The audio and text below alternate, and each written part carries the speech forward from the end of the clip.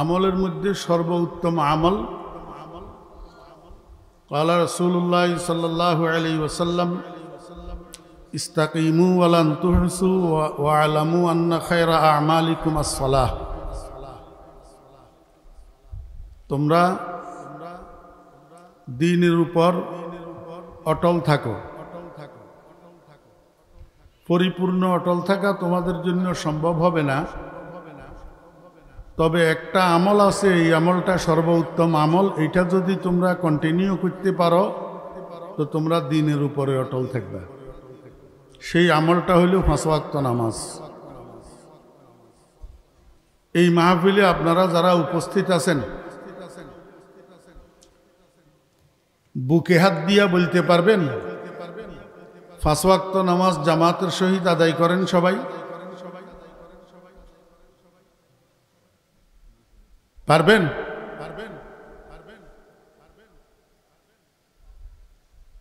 দুই একজনে পারবেন। আমি দুই একজনের কথা বলি নাই, আমি বলছি সবাই পারবেন কিনা।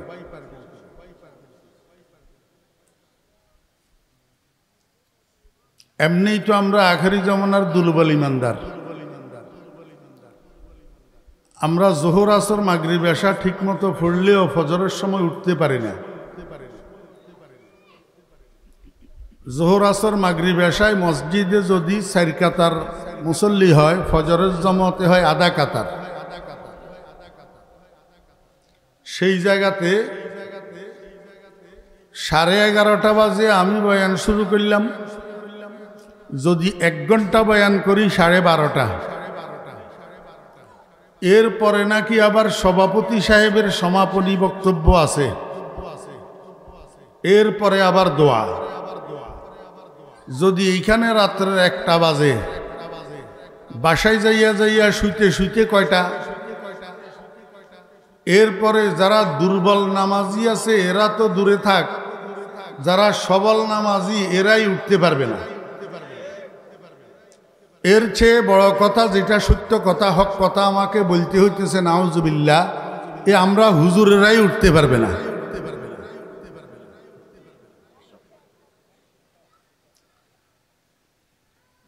বক্তারাই কতগুণ উঠে না। বক্তারা এই যে বয়ান করি, এরপরে বাসায় যাইতে যাইতে 2টা, 2:30, 3টা বাজে যে শোয়। আপনারা কি মনে করেন সব বক্তারা উঠে ঘুম থেকে ফজরের সময়? এই মাহফিল কি জন্য, কি কায়েম করার জন্য? এই লোক দেখানো মাহফিল কিসের জন্য?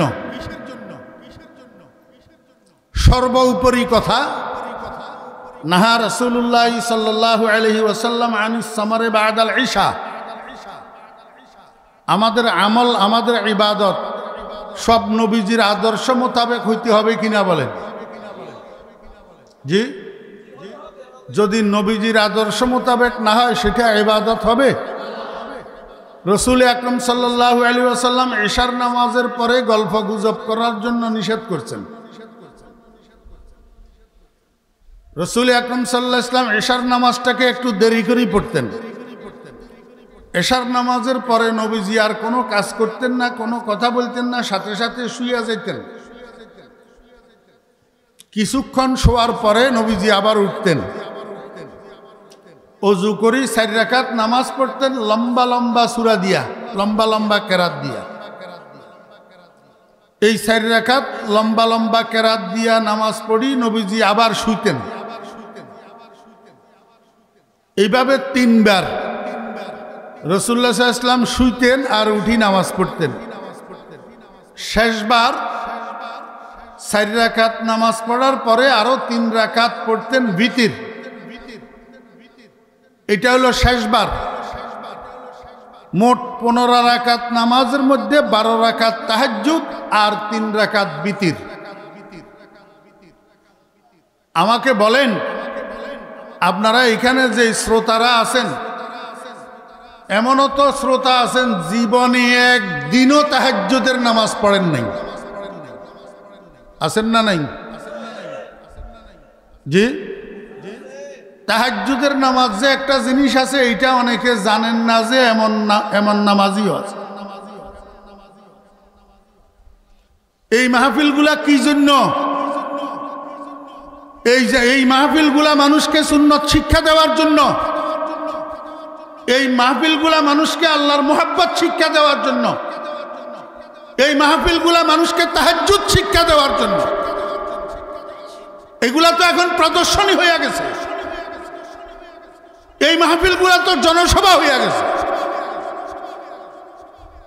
প্রধান অতিথি কই?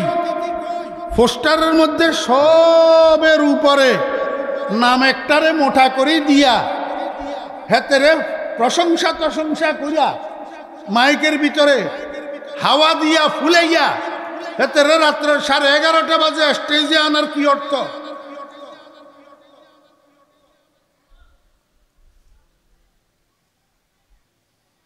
হযরত আব্দুল্লাহ ইবনে মাসউদ রাদিয়াল্লাহু আনহু মিশকাত শরীফের মধ্যে হাদিসে গত কয়েকদিন আগে পড়াইছি আমি।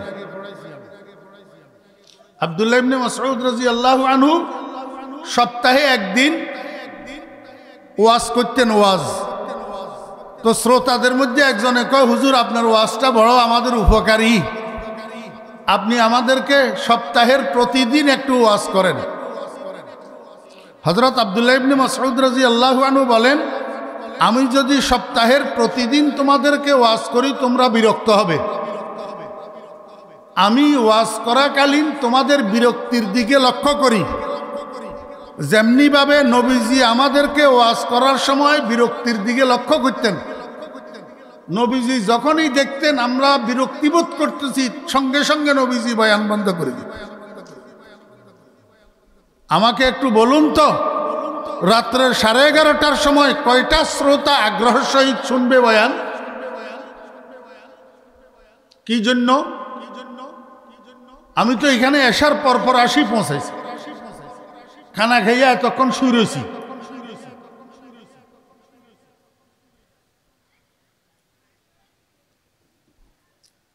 আল্লাহর ওয়াস্তে আমাকে মেহরবানি করি আর দাওয়াত দিবেন না।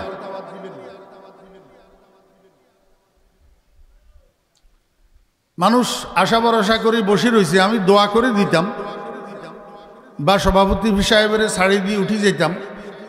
আশা ভরসা করি আপনারা বসছেন, এই জন্য একটা হাদিসের অনুবাদ করে দিতেছে।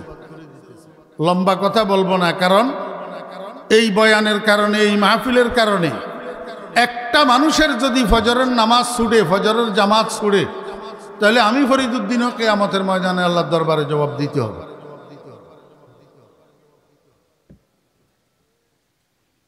আপনারা যারা আছেন আমার সাথে ওয়াদা করেন, ফজরের নামাজের সময় উঠবেন তো ইনশাল্লাহ? ফজরের নামাজ জামাতের সহিত পড়বেন তো ইনশাল্লাহ? হাত উঠান। যদি না উঠেন আল্লাহর দরবারে জবাব দিবেন। আমার দায়িত্ব আমি আদায় করলাম। हर चिकारम बूदे आखिर कर दमश वजना सोए नमाजा वरदमश पसरुजुए कल्बे ई कारे तोरा कल्बे हा कल्लिप तो फैले मुस्तफा। আমার দায়িত্ব যেটা সেটা আমি আদায় করলাম। আপনাদেরকে হাত উঁচা করাই, আপনাদের থেকে অঙ্গীকার আদায় করলাম। এরপরে যদি ফজরের সময় শুইয়া থাকেন, যার জবাব সে দিবেন, যার জবাব সে দিবেন। আমল যার যার, জবাব তার তার। কথা কয় না? আমল যার যার, জবাব নাকি আমল যার যার, জবাব সবার? ধর্ম যার যার, উৎসব তার তার। এই না একটা কথা, ধর্ম যার যার, উৎসব তার তার। ধর্ম যার যার, উৎসব সবার, এই স্লোগানটা গলত, এই স্লোগানটা ভুল। এখন হিন্দুরা ফেসবুকের মধ্যে পোস্ট করতেছে, ও মুসলমান তোদের স্লোগান ভুল। ধর্ম যার যার, উৎসব সবার নয়। ধর্ম যার যার, উৎসব তার তার। আমরা তো তোদের কোরবানির জন্তু জবাইয়ের তামাশা দেখার জন্য যাই না। আমরা তো তোদের ঈদের জামাতের তামাশা দেখার জন্য যাই না। তোদের কাছে যদি শরম থাকে, তোরা আমাদের দুর্গা পূজায় কেন আসিস? এখন হিন্দুরা পোস্ট করতেছে ফেসবুকে। এরপরেও যদি মুসলমানের ছেলেদের লজ্জা না আসে, এরপরেও যদি মুসলমানের ছেলেদের চোখ না খোলে তাহলে মুসলমানের ছেলেরা আরো যাবে।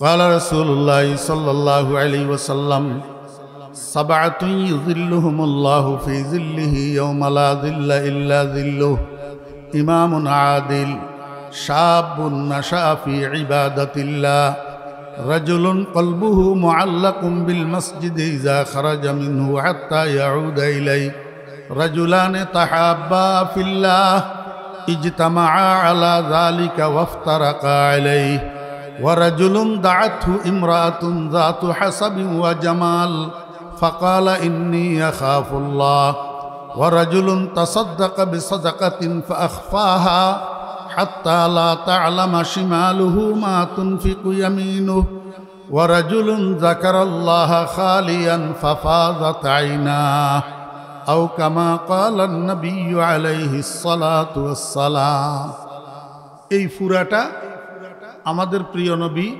হযরত মুহাম্মদ মুস্তাফা সাল্লাল্লাহু আলাইহি ওয়াসাল্লামের একটা হাদিস। একটা কি হাদিস? মানি নবীজির বাণী, নবীজির বাণী, নবীজির কথা।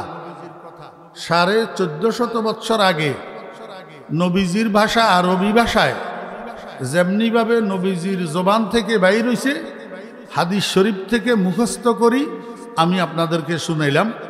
এখন আমাদের ভাষায় হাদিস শরীফটাকে আমি একটু অনুবাদ করে দিই। আমার কথা শেষ। কিয়ামতের ময়দানে 7টা সূর্য হবে, তামার জমিন হবে। 7 সূর্যের তাপে তামার জমিন এমন গরম হবে, মানুষের পায়ের তালুর গরমে মাথার মগজগুলা উতলাইতে থাকবে। বিভীষিকাময় পরিস্থিতি হবে, গরমের পরিস্থিতি। এই পরিস্থিতিতে গোটা কিয়ামতের মাঠে কোথাও কোনো ছায়ার ব্যবস্থা থাকবে না। একটা ছায়া থাকবে, আল্লাহ পাকের আরশের নিচের ছায়াটা। এটার মধ্যে চতুর্দিকে বাউন্ডারি করা থাকবে। একটা গেট হবে, গেটে ফেরেশতা দারোয়ান থাকবে। যার হাতে টিকিট থাকবে ফেরেশতা দারোয়ান তাকে সেখানে ঢুকতে দিবে। একবার যদি ঢুকতে পারে, কিয়ামতের ময়দানের বিভীষিকাময় গরম সম্পর্কে তার আর কোনো অনুভূতি থাকবে না। সুশীতল ছায়ার মধ্যে এই জায়গাটা আল্লাহ পাক দিবেন। কয় প্রকারের মানুষ? 7 প্রকারের মানুষ। কয় প্রকার? 7 প্রকার। 1 নম্বর ইমামুন আদিল। ইমামুন আদিল, ন্যায়পরায়ণ ইমাম। ন্যায়পরায়ণ ইমাম। এখানে ইমাম শব্দের অর্থ মসজিদের ইমাম না। এখানে ইমাম শব্দের অর্থ হইল শাসক। ইমাম শব্দের অর্থ শাসক। ইমাম শব্দের অর্থ কর্তা। ইমাম শব্দের অর্থ অভিভাবক। ইমাম শব্দের অর্থ দায়িত্বশীল। ইমাম শব্দের অর্থ নেতা। কথা বুঝছেন না বুঝেন না? ইমাম শব্দের অর্থ বিচারক। যে যেই জায়গার অভিভাবক, যে যেই জায়গার কর্তা, যে যেই জায়গার বিচারক, যে যেই জায়গার শাসক, সে যদি ন্যায়পরায়ণ হয়, ইনসাফ করনেওয়ালা হয়, তাহলে আল্লাহ পাক তাকে আরশে আজিমের নিচে ছায়ার মধ্যে জায়গা দিবেন। বুঝে থাকলে বলেন, বেইনসাফেরে না ইনসাফওয়ালারে? অন্যায়কারী রে না ন্যায়পরায়ণেরে? তাহলে ও দুনিয়ার অন্যায়কারীরা, বেইনসাফি জালেমেরা, বেইনসাফি করতে সাবধান।